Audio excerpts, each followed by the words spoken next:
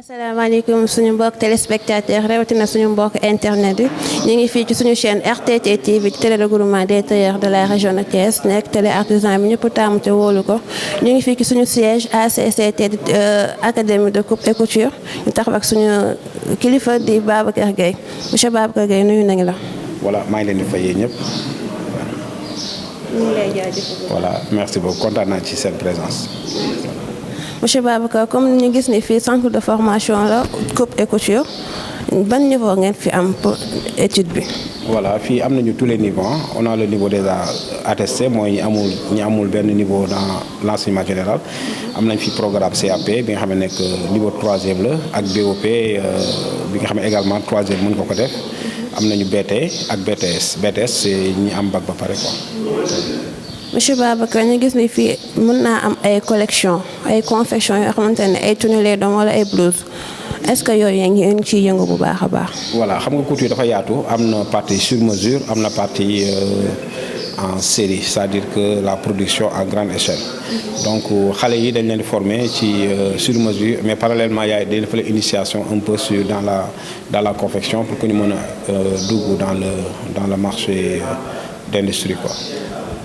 maintenant am ngeen ay partenaires wala parce que social wala privé la. bon école privée là mais suñuy partenaires c'est la population c'est les parents d'élèves c'est les élèves également ak institution étatique comme mel ni le programme PEIA on est en train de dérouler un programme de formation ici avec PEIA actuellement il y a le conseiller du ministre qui est là monsieur Kane pour superviser un peu l'atelier voilà donc ñu ñëpp suñuy partenaires lañu donc on les remercie di leen wax ni kontaan nañ trop ci li ñuy coopté pour ñu defal leen formation pour les tailleurs de la région de Thiès. yan jafe-jafe ngeen am fii ci centre bi. bon jafe-jafe yi bari na mais comme yenn école yëpp xam nga tamit loo xam ne que ñëpp la arrivé muy situation actuelle bi ni dëkk bi demee bon ñëpp xam nañ ko donc jarul ñu koy citer bon peut-être rek di wax ni que ñaan yàlla dimbaluñu ba ñu mën a atteindre suñu objectif former xale yi ci jàmm ba ku nekk génn ak li fi am yéene quoi. lay wax sa yeneen mbokk yi ubbi centre de formation. je les encourage xam naa lu métti lañ dugg métti na li may faral di wax ni que ku xaalis tax a ubbi école moom bu yow ko tëj ko amul xaalis donc école da nga koy def juste rek pour contribuer dans la formation mais xaalis ku ko bëgg dëgg da ngay dem liggéey da ngay ubbi atelier ubbi confection liggéey dugg dans la production mais jàngale yàlla rek moo ko mën fay donc nit bu mu ci xaar alal ju bari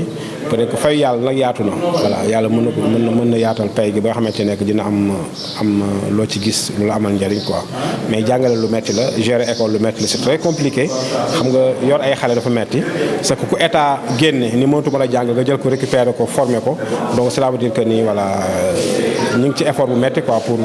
xale yi réussir quoi. monsieur Babacar nag lay bàyyi na xam nañ ne waxtu bi fa xat temps amut ñu ngi lay wax koy tàggu ak koy gërëm. voilà kontaan seen présence di remercier regroupement des tailleurs di remercier président Seck di ko kontaan nañ trop ci moom voilà ñi gërëm ñëpp rek quoi voilà merci beaucoup en tout cas. lay wax waa télé bi RTT TV. bon extraordinaire ñu ngi leen di wax bon courage yàlla baax na. voilà taxaw ak suñu benn papa Souleymane nuyu nañ la. waaw ñoo ngi leen di fay waa Sen 24 TV. ak RTT TV. télé artisan yi waaw donc muy sunu télé. voilà maa ngi leen di nuyu bu baax. man maa ngi tudd Souleymane Kane nekk conseiller technique ministre Dame Diop. nga xam ni moom la président de la République dénk lépp loo xam dafa jëm ci emploi muy xëy formation professionnelle mooy tàggat ak apprentissage ak insertion. mu dénk ma lépp loo xam ne dafa jëm ci mbirum apprentissage ak projet bii nga xam mooy projet apprentissage bi mag ñu di ko projet PEJA ci ministère bi nekk Diamniadio. Pape Souleymane lan moo nekkoon tey ci say tànk fii ci biir centre ACCT bi. waaw tey nag dañoo am mbégte nag ñëw ci centre ACCT bi ñëw fii ndax dafa am ci biir programme PEJA muy projet boo xam ne dafa mag di jàppale artisans yi ci mbirum formation. daanaka di jël na ci lu mat 8000 maîtres artisans yoo xam ne dañ leen war a jël ak lu mat 32000 fanweeri junni ak ñaar ci ay apprentis ñu bu ko defee ñu jàppale leen ci formation yu xarale yu bees yi ak technique yu bees yi ba nga xam ne seen liggéey vraiment dina mucc ayib te dina tax ñu gën a góorgóorlu xale aussi ñu tàggat leen ba ñu mën a am seen diplôme ba mën a beru donc boo xoolee loolu daal mooy lu sabab projet PEJA bi mi projet boo xam ne bu mag mu am ci Sénégal projet bu mag a mag la ndax boo projet boo xam ne war na am valeur bu 32 milliards sur 5 ans loolu ñoo ngi koy soog a gis ci Sénégal ci mbirum montant ci mbirum chiffre mais aussi ci mbirum doxalin bu bees tey nag ñu ñëwoon fii tey am mbégte lool ñëw fii parce que dafa am formation technique boo xam ne ñoo ngi koy def ndax boo xoolee ci biir projet bi dafa am ay aspects yu bëri am na formation pédagogique ñu jàngaleen ñoom nan la ñu war a mën a jàngale gone yi am formation technique pour mu dooleel leen ci seen xam-xam ba nga xam ni liggéey bi day gaaw production bi day gaaw xale yi aussi ñu jàngaleen bu gaaw ministre ak yabaloon nañu pour ñu ñëw fii Thiès ci centre bi fekk fi vraiment ñu fekk fi monsieur Guèye nga xam ni moom xam-xamam ñëpp xam nañ ko ci li jëmale ko ci formation technique fekk fi aussi bénéficiaires yi nga xam ni ñoom ñoo fi nekk di option couture ñu fekk leen ñu leen di tàggat dañoo kontaan nag ndax dañoo ñëw fekk leen ñu dugg ci biir domaine technique boo xam ni mais extraordinaire ndax li ma ci jot a jàng moom dafa résumé solowu projet bi ndax léegi ci sa taille mesure kese ci lañ lay jëlee mesures yi nga xam ne yëpp dañ kaa war a ñawal jaratul ngay déplacé wu jaratul nga naan joxe rendez-vous da ngay xool sa carte d'identité rek gis sa mesure sa taille ne man 1 mètre nangam la ñu jox leen ko fa ngay toog ñu ñawal la jël sa ñaw indil la loolu nag vraiment ñu di ko rafet lu baax ndax bokk na ci ce qu'on appelle développement du capital humain ndax bu ko defee nit ku ca la nga nekk nag mu gën a gaaw gën a gaaw bu ko defee liggéey bi gën a am njëriñ jërëjëf. monsieur Souleymane kàddu yi am na solo loolu ñu gis ni dañuy bañ léegi xale yi taxawaalu ci mbedd mi waral ñuy ubbi centre de formation yi bañ xale yi taxawaalu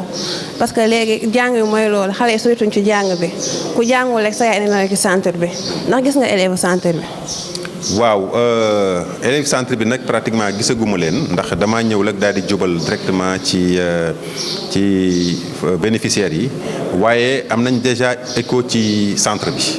ndax xam nañ ne centre de référence la si mbirum lépp loo xam dafa jëm ci mbirum couture